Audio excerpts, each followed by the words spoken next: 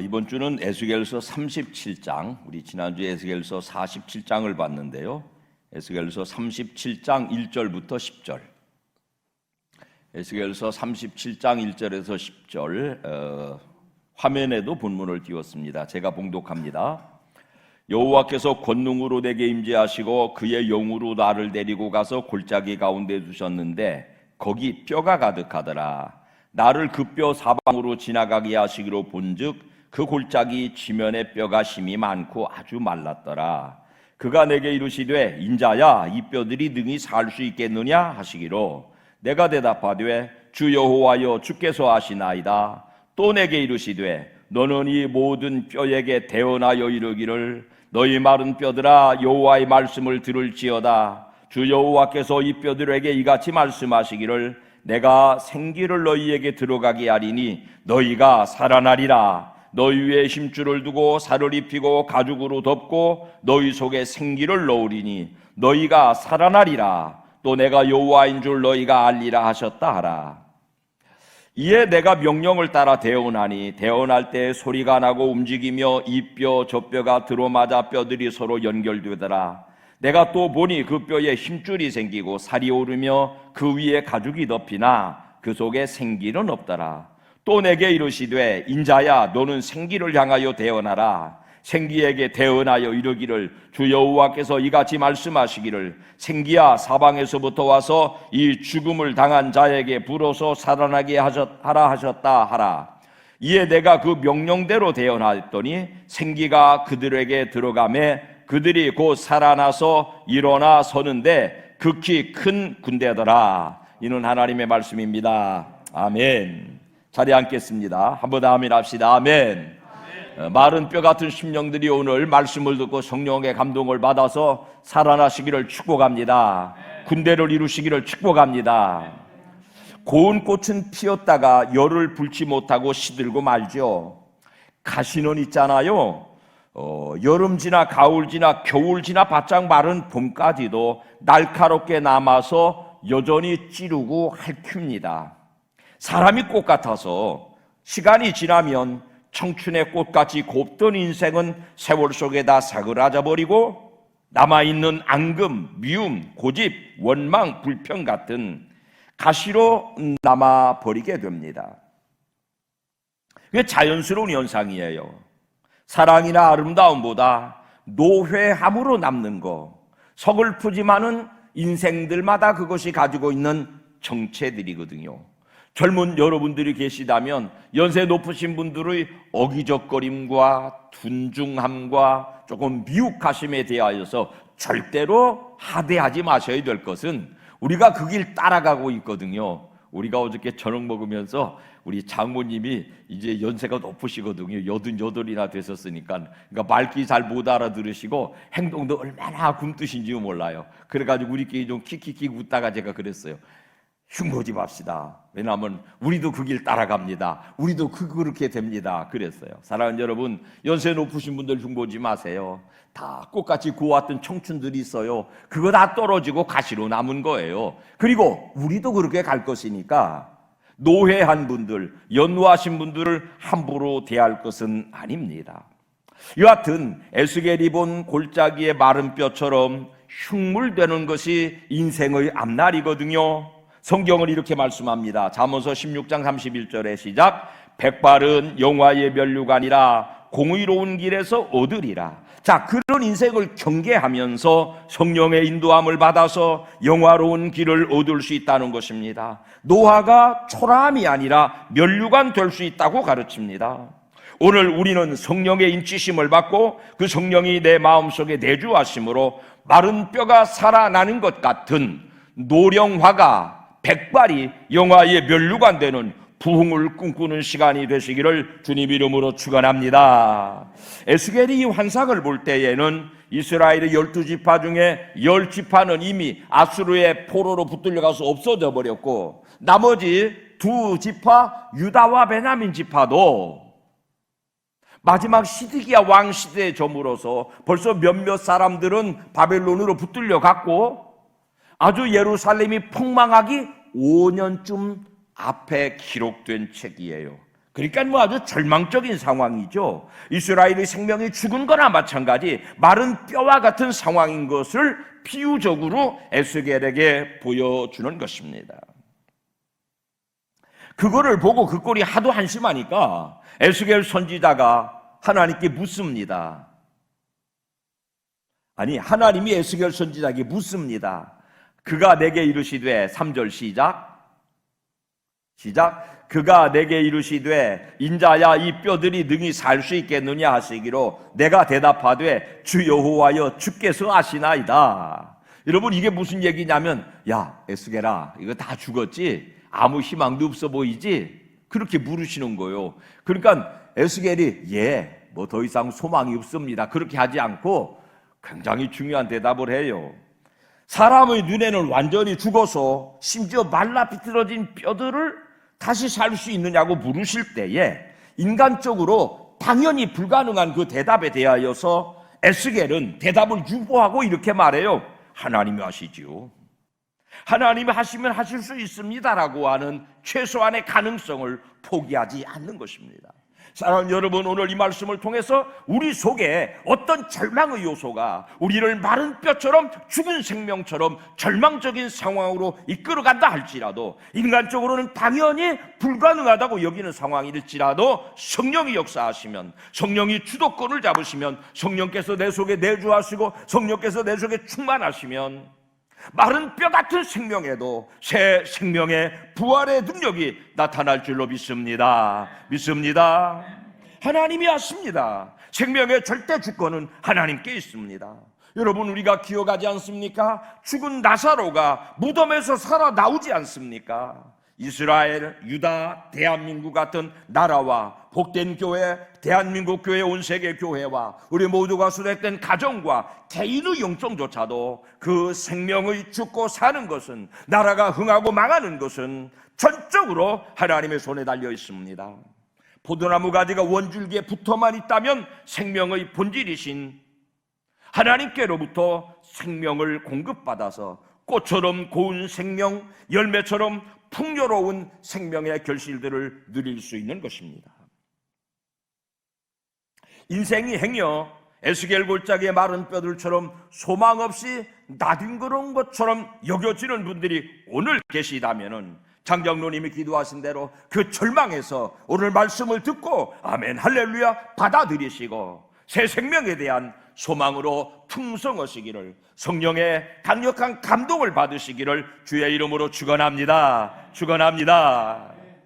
어떻게 그런 새 생명 얻을 수 있느냐? 4절 말씀 시작.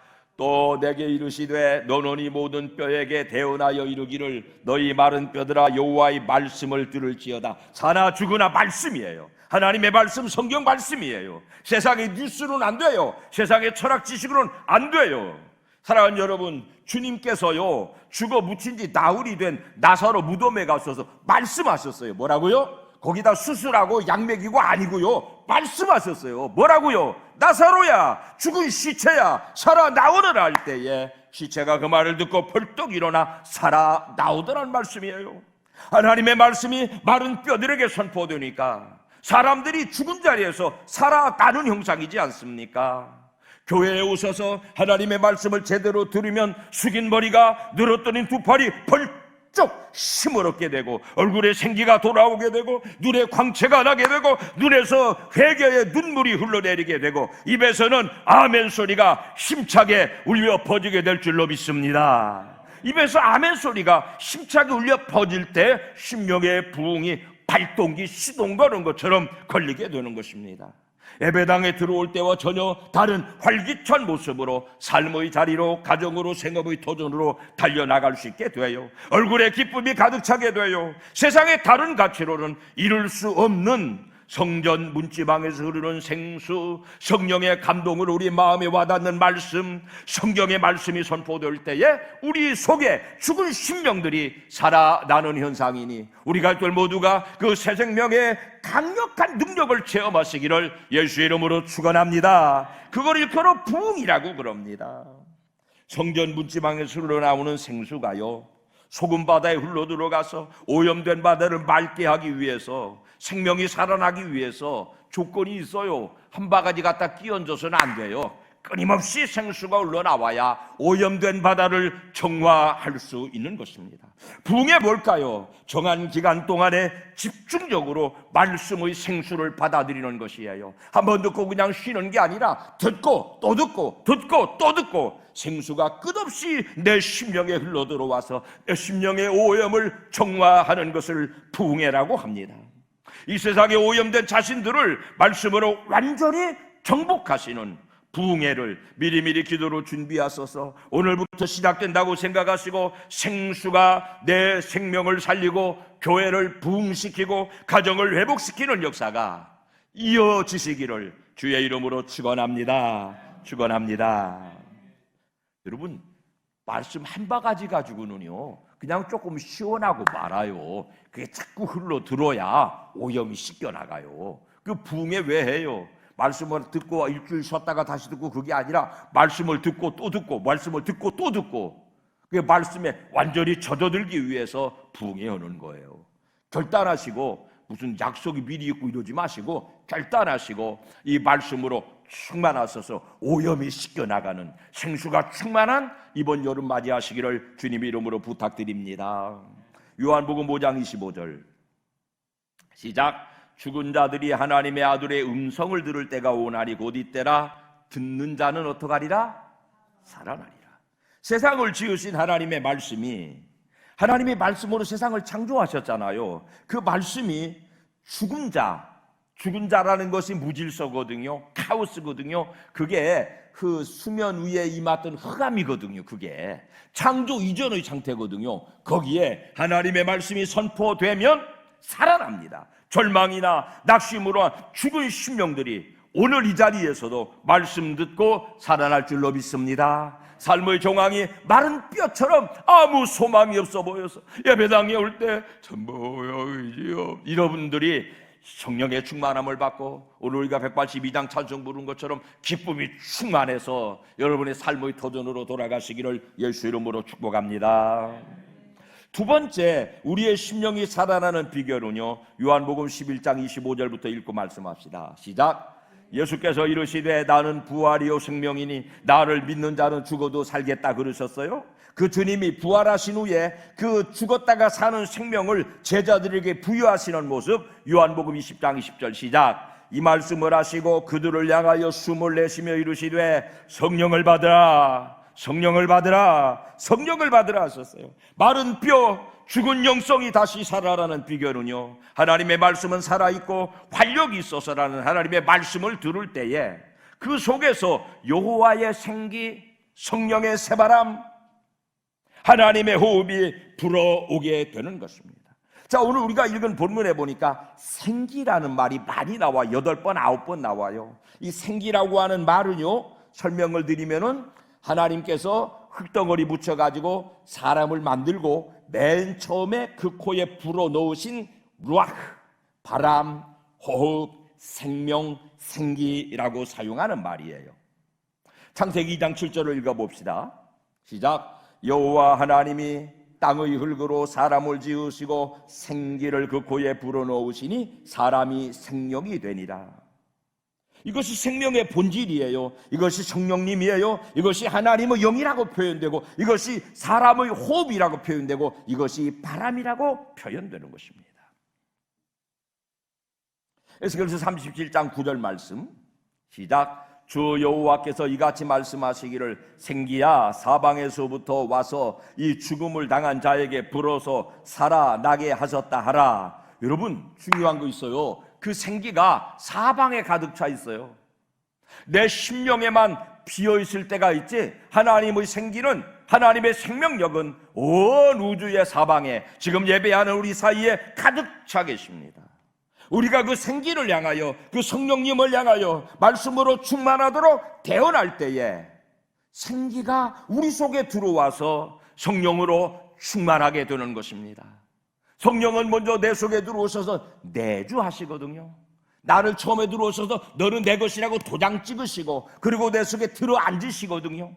근데 때때로 우리가 세상의 오염에 빠져서 성령 하나님의 내주를 잊어버리고 살 때에 다시 한번 우리는 사방에 가득 찬 성령 하나님을 향하여서 하나님의 말씀을 대언할 필요가 있습니다. 같이 합시다. 성령이여 우리에게 충만하소서. 시작. 간절한 심령으로 내 속에 가득 차 계시도록 우리의 온 우주에 가득 차신 하나님의 루아, 하나님의 생명력, 하나님의 호흡을 불러들이고 받아들이는 선언이 하나님의 말씀을 대언하는 것이에요. 에스겔 선지자가 온 천지에 가득 찬 하나님의 생기를 향하여서 생기야 사방에서 몰려와서 저 마른 뼈들에게 들어가라 그러니까는 여러분 죽은 뼈들이 살아났다고요. 우리도 에스겔 선지자처럼 다시 합시다. 성령이여 우리에게 충만하소서. 시작. 여러분 날마다 그렇게 대언하세요. 날마다 그렇게 선포하세요. 성령님은 지금 이 자리에 가까이 계셔서 내가 신음처럼 이렇게 초청해도 이렇게 불러드려도 성령님 그 말씀을 들으시고 그 말씀이 선포되는 모든 심령에 충만할 줄로 믿습니다. 이 말씀을 선포하는 저라고 여러분 모두 속에 들어가셔서 성령이 살리는 영이 되셔서 여러분을 살려내시고 교회를 살려내시고 교회와 가정을 살려내실 줄로 믿습니다. 자, 말씀이 선포되니까 차례로 봅시다. 7절 시작. 이에 내가 명령을 따라 대언하니 대언할 때에 소리가 나고 움직이며 이 뼈 저 뼈가 들어맞아 뼈들이 서로 연결되더라. 말씀으로 교회를 이루는 모습이죠. 말씀이 선포되니까는 이 마디 저 마디가 우리가 마디 모임 하잖아요. 이런 마디 저런 마디들이 척척척 맞아 떨어져서 교회를 이룬다고요. 그리고 조금 지나면은 뼈들 위에 힘줄이 생기고 살이 붙고 가죽이 덮인다고요. 교회의 모습을 이루었다고요. 자, 그런데 아직 생기가 없대요. 교회의 모양은 갖추었으나 성령 역사하지 않는 모습이에요. 사랑하는 여러분, 예수님이 부활 승천하신 후에 제자들이 예수님의 말씀을 따라 예루살렘을 떠나지 않고 모여 있었어요. 오글오글 모여 있었어요. 근데 아직 성령이 오시지 않았어요. 그러니까 그때까지는 그냥 믿는 사람들의 교제 공동체였어요. 흙으로 빚어서 모양만 갖춘 사람이에요. 하나님의 말씀으로 모양만 갖추고 있는 교회예요.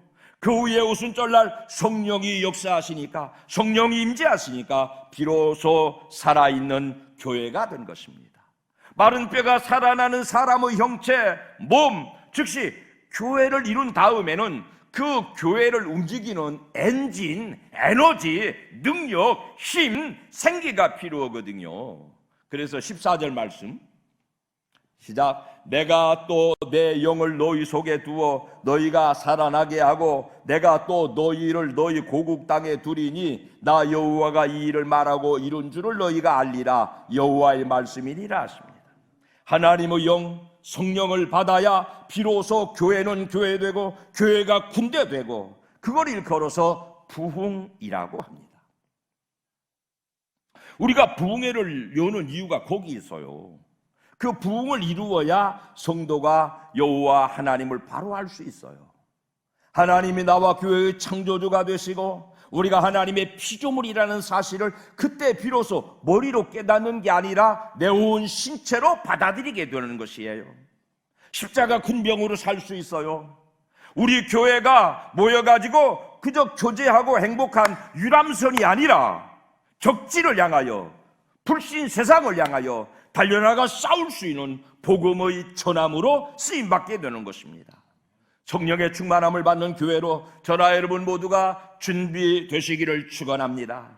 기쁘게 주님의 일을 해가는 이 불신 세상을 향하여서 담대하게 복음을 들고 달려나가는 우리 가족들 모두가 되시도록 하나님의 말씀으로 교회의 형체를 이루었으니 성령의 충만함을 내 심령에도 받고 너와 나 사이에도 성령이 충만하게 임재해 계셔서 모양만 갖춘 교회가 아니라 활성화되는 교회,